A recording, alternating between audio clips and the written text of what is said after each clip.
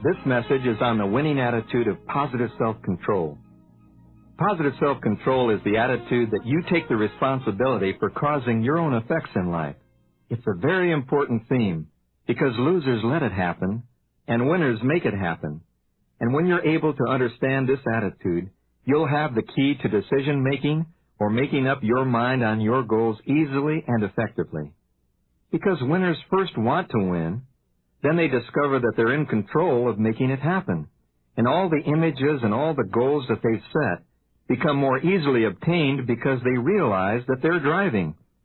My own motto in life is that life is a do it with God, do it for others, do it to myself program. The true meaning of self-control is often misunderstood. Many people interpret self-control as getting a good grip on yourself or remaining cool under pressure. But self-control as it relates to the psychology of winning is synonymous with responsibility. Winners take full responsibility for their own lives. They believe in cause and effect, and they have that wonderful philosophy that life is a do-it-to-yourself program. Self-control implies freedom for individuals to choose among many alternatives and to shape their own destinies. I know many people who believe that fate or luck or possibly their astrological signs have shaped the outcome of their lives. And these underachievers are people who feel that life is mostly determined by circumstance, or predestination, or being at the right place at the right time.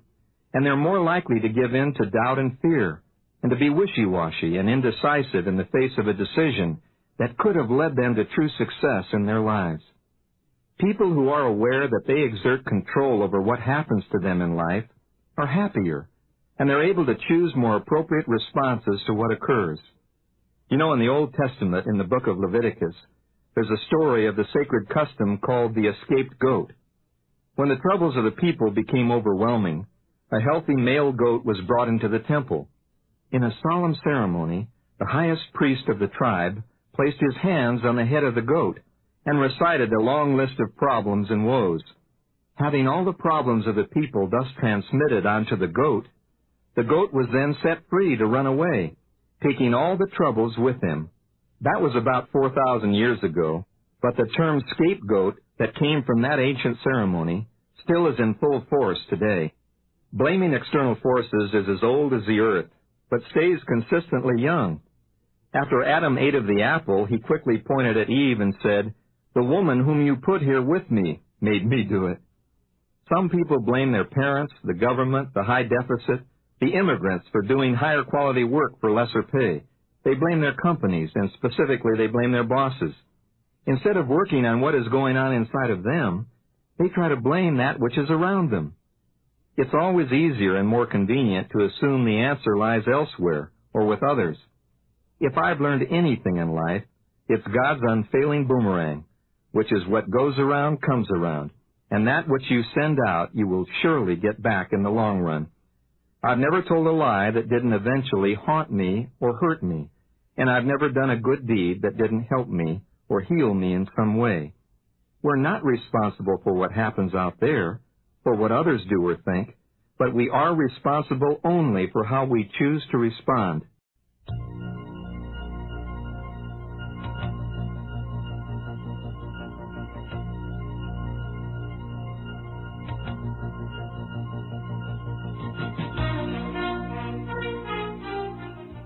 This message is on the winning attitude of positive self-control.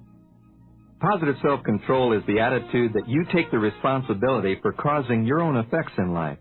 It's a very important theme because losers let it happen and winners make it happen. And when you're able to understand this attitude, you'll have the key to decision-making or making up your mind on your goals easily and effectively. Because winners first want to win, then they discover that they're in control of making it happen, and all the images and all the goals that they've set become more easily obtained because they realize that they're driving. My own motto in life is that life is a do it with God, do it for others, do it to myself program. The true meaning of self-control is often misunderstood. Many people interpret self-control as getting a good grip on yourself or remaining cool under pressure. But self-control as it relates to the psychology of winning is synonymous with responsibility. Winners take full responsibility for their own lives. They believe in cause and effect, and they have that wonderful philosophy that life is a do-it-to-yourself program. Self-control implies freedom for individuals to choose among many alternatives and to shape their own destinies. I know many people who believe that fate or luck or possibly their astrological signs have shaped the outcome of their lives. And these underachievers are people who feel that life is mostly determined by circumstance or predestination or being at the right place at the right time. And they're more likely to give in to doubt and fear and to be wishy-washy and indecisive in the face of a decision that could have led them to true success in their lives. People who are aware that they exert control over what happens to them in life are happier, and they're able to choose more appropriate responses to what occurs. You know, in the Old Testament, in the book of Leviticus, there's a story of the sacred custom called the escaped goat. When the troubles of the people became overwhelming, a healthy male goat was brought into the temple. In a solemn ceremony, the highest priest of the tribe placed his hands on the head of the goat and recited a long list of problems and woes. Having all the problems of the people thus transmitted onto the goat was then set free to run away, taking all the troubles with him. That was about 4,000 years ago, but the term scapegoat that came from that ancient ceremony still is in full force today. Blaming external forces is as old as the earth, but stays consistently young. After Adam ate of the apple, he quickly pointed at Eve and said, "The woman whom you put here with me made me do it." Some people blame their parents, the government, the high deficit, the immigrants for doing higher quality work for lesser pay. They blame their companies, and specifically they blame their bosses. Instead of working on what is going on inside of them, they try to blame that which is around them. It's always easier and more convenient to assume the answer lies elsewhere or with others. If I've learned anything in life, it's God's unfailing boomerang, which is what goes around comes around, and that which you send out you will surely get back in the long run. I've never told a lie that didn't eventually haunt me or hurt me, and I've never done a good deed that didn't help me or heal me in some way. We're not responsible for what happens out there, for what others do or think, but we are responsible only for how we choose to respond. That's our attitude. The responsibility for us is ours. If it is to be, it's up to me. And those people who cannot make up their minds for fear of making the wrong choice, vacillating in indecision, they simply don't meet their goals, which is a requisite for success. Rather, they take their place among the rank and file of the also-rans, and they trudge along in bland mediocrity.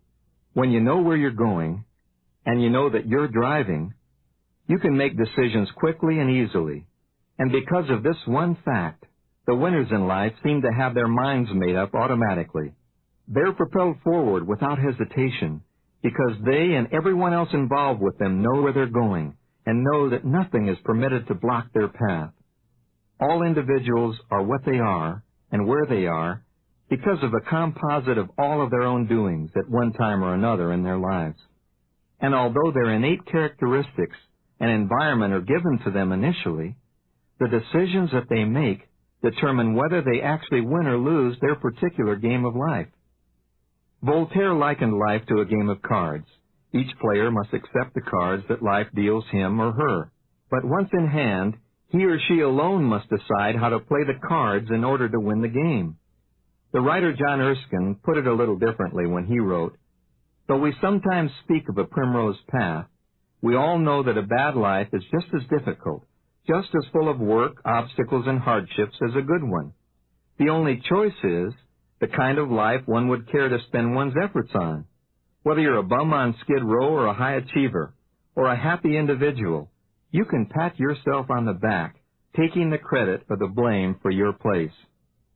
We took over from our parents at a much younger age than we thought, and we've been in the driver's seat ever since. You know, I didn't realize until I was about 30 that I'm behind the wheel in my life. I thought it was my genes, my horoscope, and my childhood. I should have taken a hint from my daughter when she was only 11 months old. I was a headstrong Navy fighter pilot. Used to wear my silver blue flight suit to mow the lawn so the neighbors would know that a Rambo type was living next door. I used to go out in the freeway in my Porsche Targa, looking for Honda Civics to intimidate. I wore my flight helmet with a bolt of lightning painted on it in the car on the freeway, and I'd love to ride the bumper of the car in front of me, pretending I was a Blue Angel flying formation in an air show. I'll never forget that evening when I swaggered into my kitchen in full flight gear to greet my wife and kids, who I thought would be impressed seeing their warrior in his War Games uniform. I always wore a gun in my holster with my flight suit, in case I was shot down in a real war and taken prisoner. I figured I'd shoot my way out to freedom. Well, I'm sure you get the picture of a former chauvinist who believed that he was the boss of the house. But then I've always learned the hard way. My 11-month-old younger daughter Dana was in her high chair, supposedly eating Gerber's strained squash as the main course. Instead, the squash was in my wife's hair, all over my daughter's bib, and all over the floor. "What's going on in here?" I growled, putting my flight helmet on the table. "It looks like the Vietnam War in here." My wife smiled and said, "She doesn't like Gerber's strained squash, so I'm giving her applesauce for nourishment." I couldn't believe she said that. "Give me that squash," I said. "She eats what we give her. I was raised during the post-depression years, and we were taught to clean our plate. She eats what we give her. Besides, she doesn't have taste buds yet." I took the squash, telling my wife that I'd take charge and get this simple exercise over with. I told my daughter to open up. Her gums clamped shut. I ate several bites as a role model and made slurping, approving noises. I nearly gagged. It wasn't that great tasting, but I didn't let on. I told my daughter, "It's delicious. Daddy loves it." Her defiant look said it all. It was that "go ahead, fat, so you finish it" look. Well, I'd had about enough. I asked my wife to leave the room, and being in total control of the situation, I pressed her cheeks firmly together with my 2 fingers, and I forced her mouth open. I laughed at my own take-command success. I then neatly inserted several spoonsfuls of squash into her mouth, and I held it shut, like every good father would do. "Go ahead and swallow it," I ordered. "I'm holding on until you do." She made a decision at 11 months old. She decided to die by holding her breath rather than swallow. I totally lost control and exploded. "Go ahead and die. You're not the only child. Before you die, you'll swallow." And I glared back at her, pinching her mouth shut even more firmly. She made a second decision. She decided to make a squash transfer. As I squeezed tightly, I could feel the pressure build up in her cheeks like Mount St. Helens. I had created the nozzle effect, and like linear acceleration, a steady stream of propelled squash came out the compressed opening in her mouth and up my nose, deep into my nasal pituitary area, and I stopped breathing. I bellowed like a bull and fell convulsing on the floor, in my flight suit. My wife, hearing the commotion, tiptoed back in and smiled sweetly. "What happened, Top Gun?" she said. I said, "Nothing. She doesn't like strained squash. Don't make a big deal about it." You see, my daughter had decided very early in life that she didn't like squash and wouldn't eat it. She's grown up now and flown the nest, but to this day, she doesn't like the taste of any kind of squash. But then, that's her choice, isn't it? You know, many children learn how to control their parents' lives as well, long before they learn how to talk in complete sentences. If whining gets attention and goodies, the whining continues. Children always do that for which they're rewarded. I saw a 5-year-old boy terrorist on a recent flight. He wouldn't sit down in his seat with his seatbelt fastened until his mother and his father gave him their 2 pieces of chocolate cake for dessert, too. But you and I are not victims of the winds of fate. We are steering our ships. We are not puppets dangling from the strings of our heredity and environment. I know many individuals who have to work late all the time, as if the company or their bosses made them. You and I decide to work late sometimes because there are important things we want to get done. People who have to do things usually resent doing them, or they're not happy doing them, and they're not effective performers or producers. If you feel you have to do anything in life, in that sense, you're irresponsible in that act. Responsible self-control is the path to mental health and frequently to physical health as well. Current research into biobehavior and biofeedback programs has verified the human potential for the control of body functions and brainwave emissions. Through specialized training and discipline, it's possible and maybe even practical for us to control our pulse rate, our threshold of pain, our brainwave frequencies, and other body functions as a means of positive health maintenance for the future. Today, clinics throughout the world are teaching people how to raise their body temperature to help prevent the onset of a migraine headache, how to dilate their arteries to permit a greater blood flow to the heart, and how to relax muscles and nerve endings. I worked with Olympic athletes to help them prepare for peak performance, using a combination of biofeedback and guided imagery. The next generation of astronauts, who will build our permanent space stations and new orbiting cities, they're training their minds to prevent the onset of motion sickness that is common on space flights due to zero-gravity conditions that are present during travel in outer space. You know, you and I exert much more voluntary control over what we thought were involuntary body functions and events in life than we ever imagined. This is known as responsibility psychology, and it fits right in with our own spiritual beliefs and sowing and reaping. It holds that irresponsibility and valuelessness lead to abnormal behavior, neuroses, and mental deterioration. The treatment for individuals suffering from these symptoms includes showing them that they need not be hung up on the past, but are responsible for their present actions as well as their future behavior. When neurotic individuals are helped to assume personal responsibility, the prognosis for recovery is good. So the winning human beings realize that everything in life is volitional. Even being alive is a choice. Everything in life you and I decide to do because it is profitable to those we care about and good for ourselves. Some choose evil, some choose good. Some choose pleasure without purpose. Others choose purpose, which brings pleasure and well-being. You don't have to work. You can choose revolving unemployment or handouts. You don't have to pay taxes. You can live in a tax haven or go to prison for tax evasion. You don't even have to fix dinner or have children or even get up in the morning. Many people do none of the above. You decide to do the things you do, not out of compulsion, but because they're beneficial to you and they're the best choices among the alternatives available to help you toward your goals. So the high achievers in life and the real winners are wide open to choices, and they constantly look for a better way to live. In his excellent book, Self-Renewal, John Gardner states that winning individuals do not leave the development of their potential to chance. They pursue it systematically, and they look forward to an endless dialogue between their potentialities and the claims of life. Not only the claims they encounter, but the claims they invent.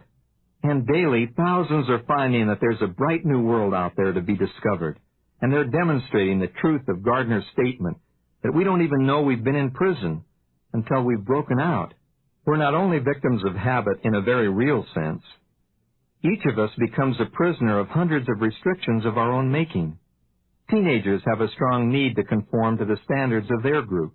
While they may feel that their special way of grooming is an act of independence, on the contrary, their styles and activities adhere very strictly to the peer group code. Those who refuse to be responsible for their own deeds, looking to others for their behavior cues, they've not reached responsible maturity, and unfortunately, many adults spend their entire lives at this level of immaturity. As we grow into adulthood, we make decisions that progressively narrow our opportunities and alternatives. We select only a few friends out of the thousands with whom we rub elbows every day, and these friends are usually people with whom we agree, and thus we limit the input of fresh ideas. We choose our educational level, which in turn determines to a great extent our jobs and our associates, and from day to day we seek the path of least resistance, comfortable in our safe, established ways. The responsible winners look to the shackles that they've placed on themselves by apathy and by lack of imagination, and in a moment of truth, they decry their predicament and make a declaration of independence. They assert their option to choose and assume their rightful role of personal responsibility. Famed anthropologist, sociologist, the late Margaret Mead, called personal responsibility our most important evolution, and the notion that we are the product of our environment our biggest sin. You know, there should be a statue of responsibility standing in San Francisco Bay to match the Statue of Liberty, because there can be no liberty or freedom without responsibility. We will be free only as long as we can use freedom responsibly. The law of cause and effect is forever the ruler in our lives.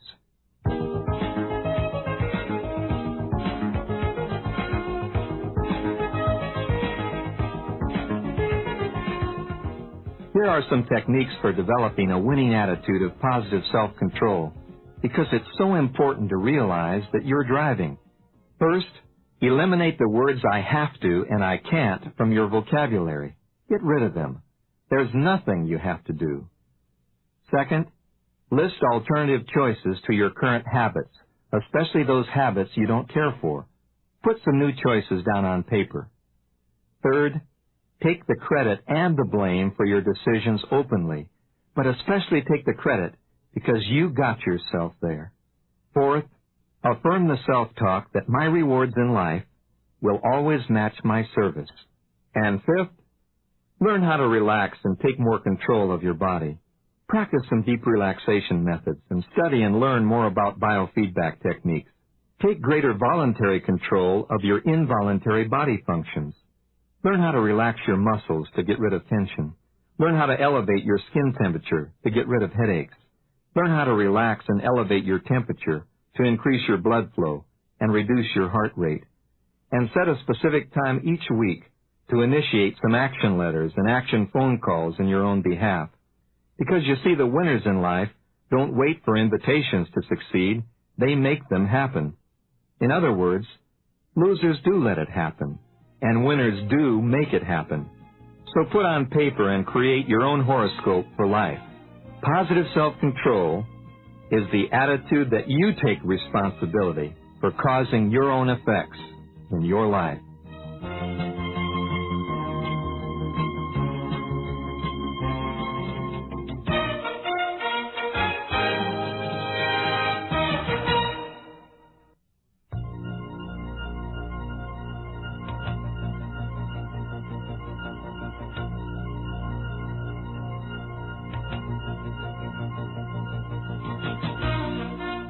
A winning attitude of positive self-control leads to the action quality of positive self-discipline.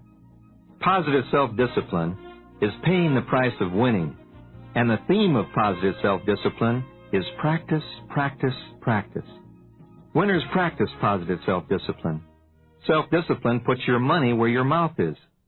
Self-discipline dares you to place a bet on yourself. And self-discipline begins where lip service ends. All of the other winning qualities in this program are absolutely worthless without positive self-discipline. Because you may be motivated by desire, you may feel you're in control, you may expect to go to the moon, you may even imagine yourself on the moon, but you'll never even visit a NASA exhibit without persistent self-discipline. It all seems so simple. You tell your little robot subconscious achievement mechanism that you want a new self-image, and zap, just like a thermostat, up we go. Well, there's a little more effort involved because you've been like you are for some time now. In fact, most of your life. And every day, your actions and reactions usually confirm and support your current self-image. You see, you constantly talk to yourself every minute you're awake, at about 600 to 800 words a minute, maintaining and justifying who you are today. This has been going on for years. Your little robot has matured into a whole control room full of some very big habits. And habits are the key, because habits start out as offhanded remarks, sometimes magazine ads or friendly hints, experiments. And like flimsy cobwebs with very little substance, they begin to grow, layer upon layer, thought upon thought, fused with imagination and emotion, until they become like unbreakable steel cables to shackle or strengthen our lives. Habits are the attitudes which grow from cobwebs into cables that control your everyday life. The theme of positive self-discipline is make winning your habit. Positive self-discipline alone can make or break a habit. Self-discipline alone can affect a permanent change in your self-image and in you. Many people have defined self-discipline as doing without. But a better definition of self-discipline is doing within when you're doing without. Because self-discipline is no more than mental practice, the commitment to memory of those thoughts and emotions that will override current information, stored in the subconscious memory bank. And through relentless repetition, these new inputs penetrate into our robot subconscious, resulting in the creation of a new self-image. The art of visualization or mental simulation is not a new concept at all. It's been around since the beginning of time, because individuals have fantasized and acted out their whole life scripts in advance, just like a movie right from the beginning. During the past decade, the art of visualization has become more sophisticated. From a simple concept of positive thinking to a highly technical approach complete with computerized digital and video simulation games and programs. Current research confirms the incredible ability of the mind to achieve the currently dominant thought by instructing the body to carry out the vivid images of performance as if they'd been achieved before and are merely being repeated. One of the major reasons for many individuals failing to reach their goals is that they do not understand, and if they do, they're not willing to exercise the determination and self-discipline of practicing within when they're doing without. The keys to developing new attitudes, habits, and skills are 1. The commitment to memory, usually in a relaxed or meditating environment, those specific visualizations and accompanying emotions that can override current information stored in your subconscious robot. And 2, through relentless repetition, again, and again, the penetration and storage of these new inputs into your robot self-image, resulting in the creation of a brand new self-image about that particular act. True self-discipline is telling yourself over and over with words, pictures, concepts, and emotions that you are winning each important victory now. So the winners practice in and out of the office, and on and off the playing field. They learn new information, correct information, and then they visualize it, and they simulate each experience they want to achieve. Every winner I've ever met in every walk of life, male or female, young or old, uses the technique of visualization or mental simulation every day in his or her imagination. As former chairman of our Olympic sports psychology program, I met a world champion Russian figure skater, and she told me, "You know, Dennis, I rarely fall because I practice each sequence in my imagination at night with my eyes closed, and I could successfully perform my entire routine blindfolded without hesitation." From former Olympic skiing stars like Billy Johnson, Debbie Armstrong, and the Mayer twins, to all of the marvelous European champions, they've all learned that mental simulation is an excellent way to practice skiing and gain confidence. In your mind, close your eyes, feet together, weight properly balanced, correct knee position, down the fall line, navigate the moguls, feel the crisp exhilaration, the wind, the speed, the open freedom of doing it all yourself. For champions, it's the winning edge. For beginners, it's a great way to conquer fear. After all, in your imagination, you never fall. All of the great golfers like Jack Nicklaus and Greg Norman and Pat Bradley and Kathy Baker, every time they miss a shot, they immediately replay it in their imaginations. And tennis greats like Martina Navratilova and Boris Becker, they're simulation masters. You know, some time ago when Jack Nicklaus won the Masters golf tournament in his middle 40s, a veteran jockey was simulating while he watched Nicklaus and his son march up the 18th fairway toward the victory celebration and the coveted green jacket. As he watched the TV coverage, riding legend Willie Shoemaker said to himself, "If Jack Nicklaus can win the Masters at his age, then I can reach inside myself and win the Kentucky Derby one more time at over 50 years of age." The simulation once again came true as old Willie the Shoe stood in the real winner's circle in Louisville on Derby Day. So the winners in life simulate and practice winning. In other words, they take their successes and build on those. They practice as if they were first, even if their challenge is a first for mankind, because it gets to be a habit with them. The astronauts are the best living examples of winning self-discipline. I had the good fortune to study and observe the Apollo Moon Program astronauts, and I watched the crews playing Let's Pretend We're Going to the Moon. You see, no one had ever done it before. Who other than Jules Verne or Isaac Asimov really dreamed it possible? Astronauts spend years engaged in mental simulation. They practice bobbing up and down in a rubber life raft at sea, responding to the feeling of weightlessness so they'd be experienced in outer space. Then they went to the desert and practiced with a simulated lunar excursion module, as if they were landing it on the surface of the moon.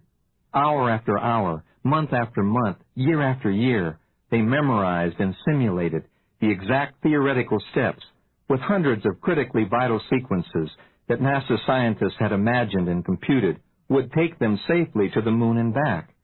And then Neil Armstrong, after 300 practice sessions, took the first step and transmitted his reactions back to Mission Control in Houston. Houston, the Eagle has landed.